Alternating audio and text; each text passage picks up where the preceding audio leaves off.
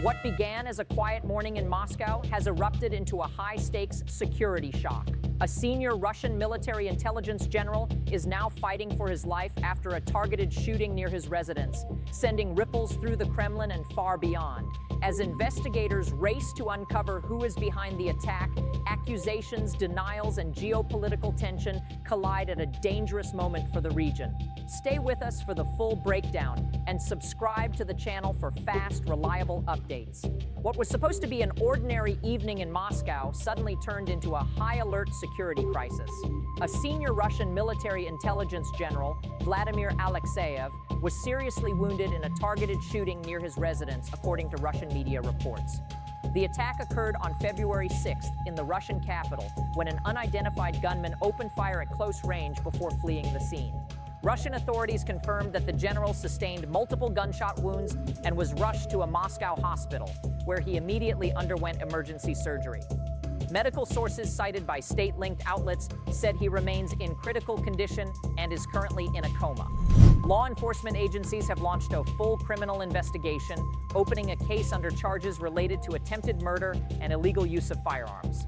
As of the latest update, no suspect has been publicly identified, and the motive remains under investigation.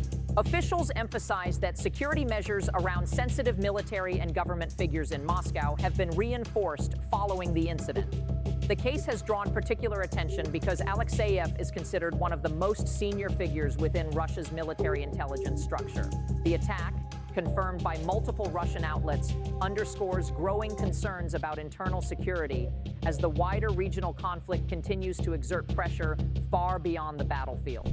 Within hours of the shooting, Moscow's response was swift and unmistakably firm. Russian authorities opened a criminal investigation into the attack, classifying it as attempted murder involving illegal firearms, while senior officials framed the incident as more than an isolated crime. Speaking at a press briefing, Russian Foreign Minister Sergei Lavrov publicly accused Ukraine of being behind what he described as a deliberate act of provocation. Lavrov stated that the attack appeared aimed at undermining any remaining prospects for dialogue, arguing that such actions fit a broader pattern of escalation. He warned that targeting senior military figures inside Russia marked a dangerous shift, pushing tensions beyond the battlefield and into the heart of the capital. Russian officials stressed that no final conclusions would be announced until the investigation is complete, but the political message was clear. Moscow views the incident through a national security lens, not as ordinary street crime.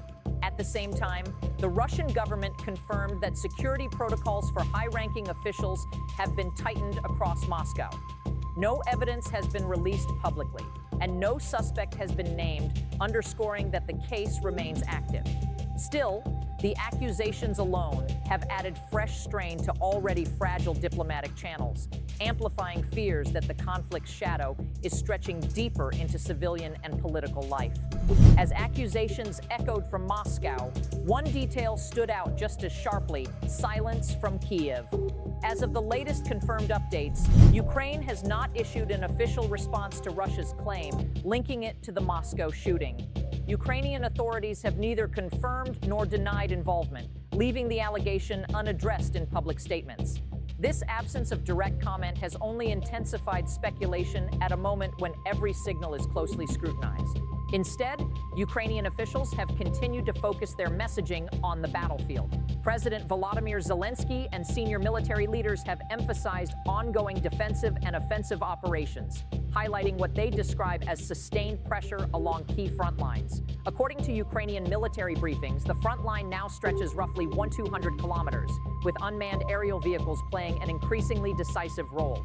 Ukrainian commanders have stated that UAV-related strikes account for a significant share of battlefield losses, a claim echoed by multiple independent defense analysts. By maintaining its focus on military updates rather than political accusations, Kiev appears intent on projecting continuity and control. No verified evidence has been presented linking Ukraine to the Moscow incident, and international observers note that the lack of confirmation keeps the situation firmly in the realm of claims and counterclaims. Still, the silence itself has become part of the story, reinforcing how deeply the conflict's tension now permeates both diplomacy and public perception. Behind the brief headlines lies a profile that explains why this incident has drawn such intense attention. The wounded officer, Vladimir Alexeyev, is not a symbolic figure but a senior pillar within Russia's military intelligence structure. At 64 years old, Alexeyev is regarded by Russian media as one of the highest-ranking officials overseeing sensitive intelligence and counterterrorism operations. He previously played a key role in Russia's military activities in Syria, where counter-terror missions were closely tied to broader strategic objectives. In 2017, Alexeyev was awarded the title Hero of the Russian Federation, one of the country's highest state honors, a distinction that underscores his standing within the security establishment. His international profile has also been notable. Both the United States and Canada have imposed sanctions on him in connection with Russia's military actions abroad. These confirmed facts place Alexeyev among a narrow group of officials whose work extends far beyond routine command roles. That background explains why the attack has been treated as a national security issue rather than an isolated crime. Russian commentators note that several senior officers have been targeted since the conflict in Ukraine escalated, with multiple confirmed cases since 2022. In this context, the shooting of Alexeyev is widely seen as part of a broader pattern, raising fresh concerns about the vulnerability of high-level figures and the expanding reach of the conflict's consequences. While attention focused on Moscow, the war itself has continued to grind forward with relentless intensity. On the battlefield, both Russia and Ukraine released new competing assessments that underline how far apart their narratives remain. Ukrainian commanders reported that active fighting now stretches along a front line of roughly 1,400 kilometers, one of the longest continuous combat zones in Europe in decades.